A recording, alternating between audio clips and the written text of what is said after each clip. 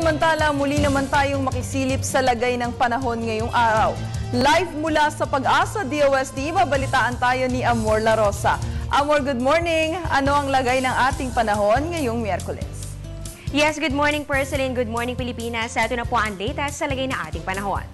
Nasa kategorya na ng tropical storm ang bagyong Odette na huling namataan kanina alas 4 ng umaga sa layong 790 kilometers east ng Tuguegarao City. Lumakas pa po ito ngayon at taglay na ang lakas ng hangin na aabot ng 85 kilometers per hour at pagbugso na abot naman ng 100 kilometers per hour. Ito po inaasahang kikilos pakanluran sa bilis po yan na 9 kilometers per hour.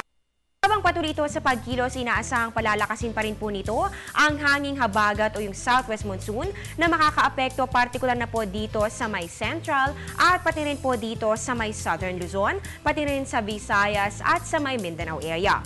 Para sa magilagay na ating panahon sa araw na ito, asahan po dito sa may Zambales, Bataan, pati na rin po sa may Cavite, Batangas at Mindoro ang maulap na kalangitan na may moderate to occasionally heavy rains and thunderstorms. Maging handa po at maging alerto sa mga posibleng pagbaha o pagguho ng lupa. Samantala, ang natitirang bahagi naman po ng Central Luzon at ng Calabarzon at pati rin po ang buong Visayas at ang buong Mindanao ay makakaranas naman po ng mahina hanggang sa tamtamang pag-ulan o pagkidlat pagkulog.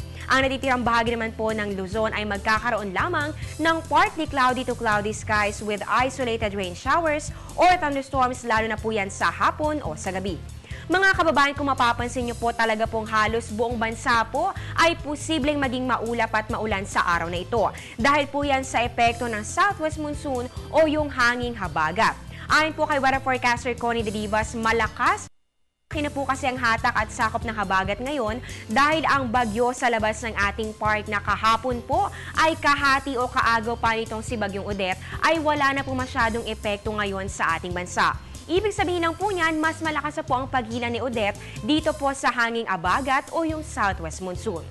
Napakabagal po ng kilos si Bagyong Odette dahil po yan sa epekto ng high pressure area dito po yan sa itaas na bahagi. At dagdag pa ni Miss Connie, hindi naman po magla-landfall pero maaaring lumapit po dito sa may Basco, Batanes. Itong si Bagyong Odette, dadaan po yan dito hanggang sa makalabas po ng ating par pagsapit po yan ng Sabado o kaya naman po ay Linggo.